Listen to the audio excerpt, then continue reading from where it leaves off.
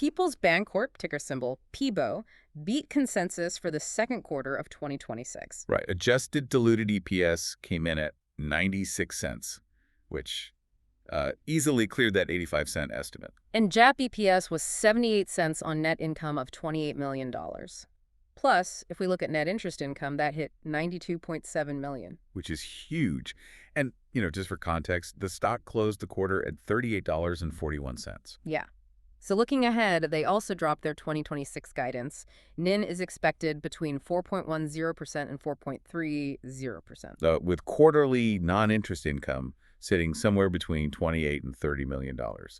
And they're projecting positive operating leverage. Okay, so those are the headline numbers. But as financial analysts, we're doing this deep dive today because the underlying mechanics of this quarter are they're fascinating. Yeah, they really are. I mean, they shrank their deposit base, intentionally took an $8 million loss, and somehow their core margins still went up. Right.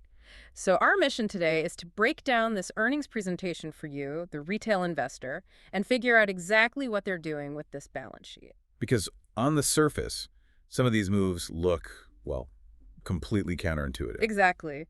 Let's start with that net interest income number. So $92.7 million. That's a $2.3 million bump from the first quarter. Right. And usually, when you see a bank's revenue go up like that, you just assume they went out and wrote a ton of new loans. Yeah, that's the standard playbook. You grow the loan book, you make more money. But that's not really the main driver here. They got this revenue bump by expanding their margin. Which is the holy grail in this rate environment. Right. So their net interest margin, or NE, expanded by 7 basis points to reach 4.23%. And I want to pause there because 7 basis points, to anyone outside of finance, that sounds like literally nothing. Yeah, it's literally 0.07%. Yeah, right. But when you apply that tiny fraction across billions of dollars in banking assets, it's a massive amount of real revenue. Absolutely. And what's really interesting is how they did it. They didn't get this expansion by, finding some crazy new high-yield loans. They did it by actively lowering their deposit costs. Which dropped by 6 basis points. Exactly. Which brings us to the craziest part of the quarter. Total deposits actually decreased by $155 million if you exclude brokered CDs. Okay, wait. Let's unpack that for a second. Because anyone who follows Banking 101 thinks, okay, a bank needs deposits to survive. That's the lifeblood. Right, it's the raw material. Yeah. So they literally shrank the amount of money in their vaults by $155 million, but their profitability went up. How does losing that much money make a bank more profitable? Well, it really forces you to remember that not all deposits are created equal, right? A bank pays for its deposits in interest. Yeah. And that big drop, that was largely a seasonal $87 million decline in governmental deposits. So we're talking municipalities, local governments, school districts. And those guys just hold their cash at regional banks like PEBO. Right. But the thing is, those governmental deposits are notorious for being incredibly expensive to maintain. Expensive how? Like just the interest rate they demand? Partially the rate, yeah, because they are super rate sensitive. Like if the bank down the street offers a slightly better yield, that municipality is moving their money immediately. Oh. But it's also a structural cost.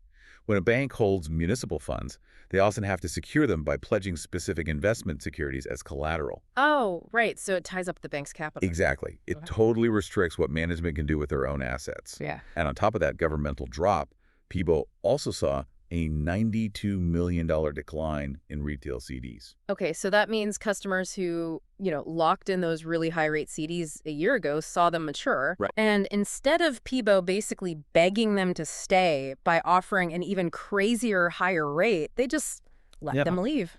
They just let that expensive money walk right out the door. Sure. They're actively choosing not to get into a bidding war for the most expensive funding out there. It really reminds me of... Think of a retail store, like a hardware store. Oh. Say this hardware store decides to stop selling cheap generic batteries. The overall sales volume of the stores is going to drop a bit because they aren't moving those cheap units anymore. Right. Less foot traffic for the cheap stuff. Exactly.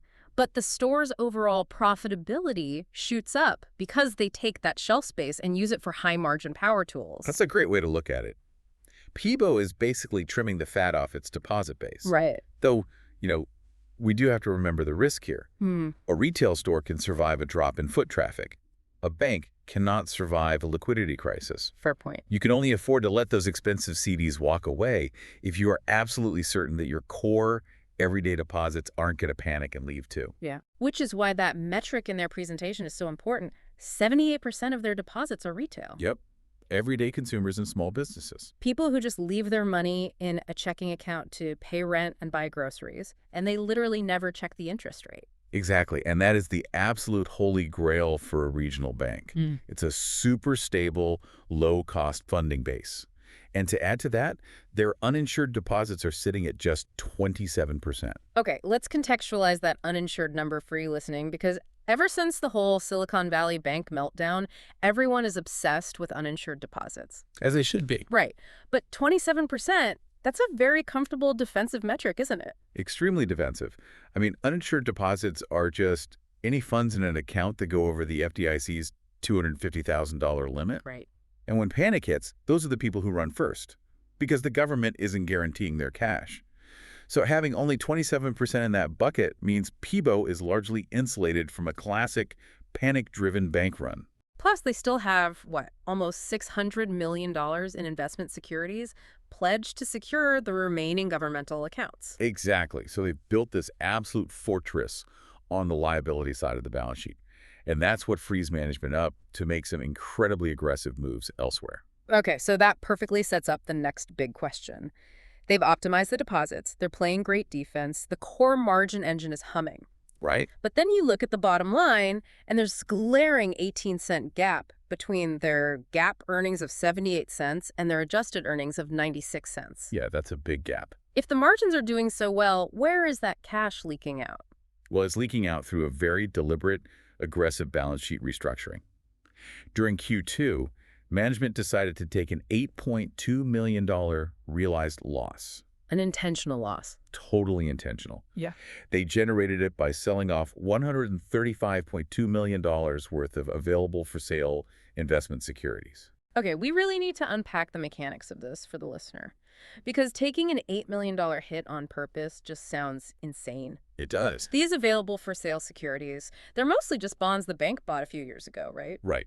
Just like most banks, PEBO bought a bunch of super safe government and agency bonds back when interest rates were basically at zero. Right, before the Fed started hiking. Exactly.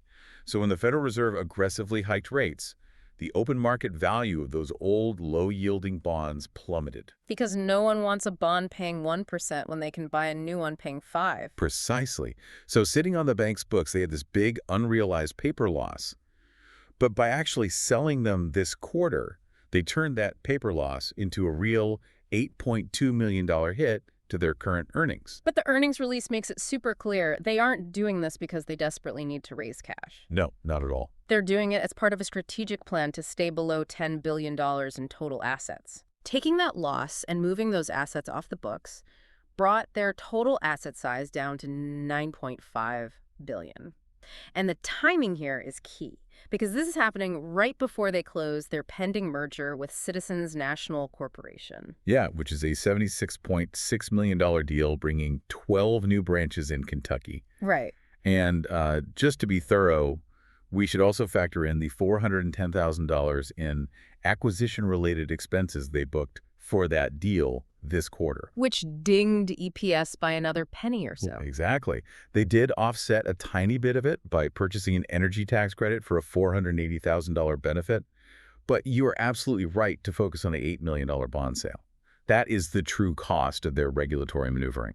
And you know, this is what I really have to push back on management strategy. I think a lot of retail investors are going to look at this and go, does this actually make sense? Although so. Well, taking an $8.2 million loss just to stay under this arbitrary $10 billion line, it feels like they're just delaying the inevitable. Right, because eventually they'll grow past it. Exactly. It's like a really tall teenager who just keeps slouching to avoid hitting his head on a doorframe. Like, sure, you avoid the bump today, but eventually you just have to stand up straight and walk through the taller door. Why inflict this immediate pain on the balance sheet now?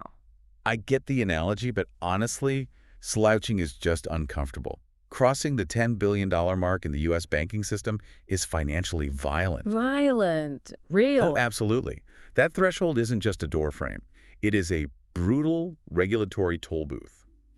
The second a bank crosses $10 billion in total assets, their compliance costs just skyrocket. Okay, but is it just compliance paperwork? No, the most immediate, heavy financial hit comes from the Durbin Amendment. Ah, okay.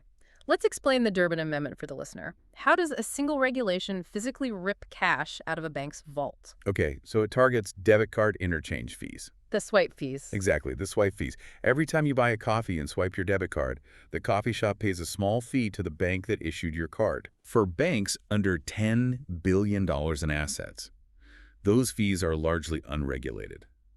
So it is a massive, highly profitable source of recurring non-interest income. But if they cross 10 billion, The Durbin Amendment strictly caps those swipe fees. We are talking about millions of dollars in high-margin revenue that simply vanishes overnight. Literally, the second you cross that line, your swipe revenue gets slashed. oh, wow.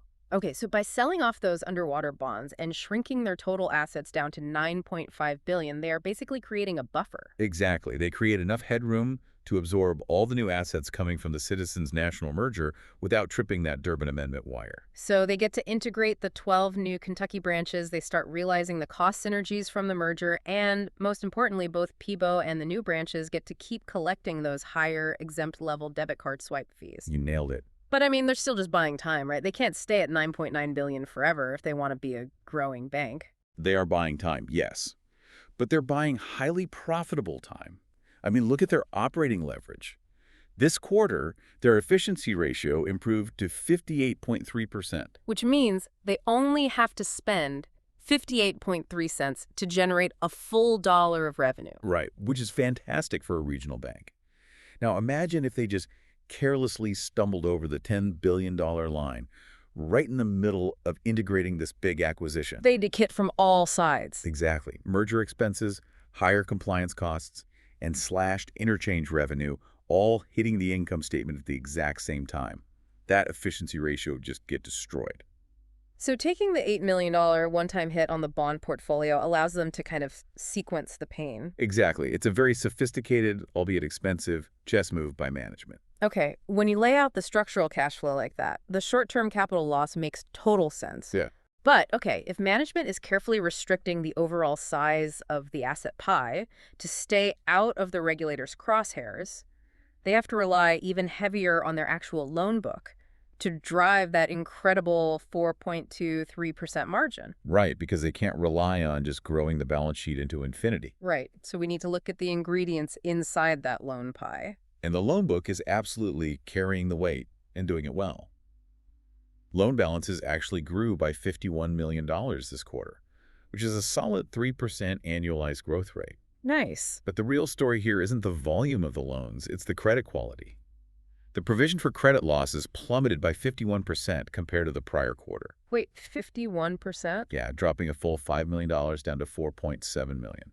Okay, let's clarify this for the listener because I think people get confused here. The provision for credit losses isn't money they've actually lost yet, right? Right. Because actual net charge-offs, like the loans they literally had to write off as uncollectible this quarter, that only improved by 9 basis points. Right. So if actual defaults barely changed, why on earth did the provision drop by a massive $5 million?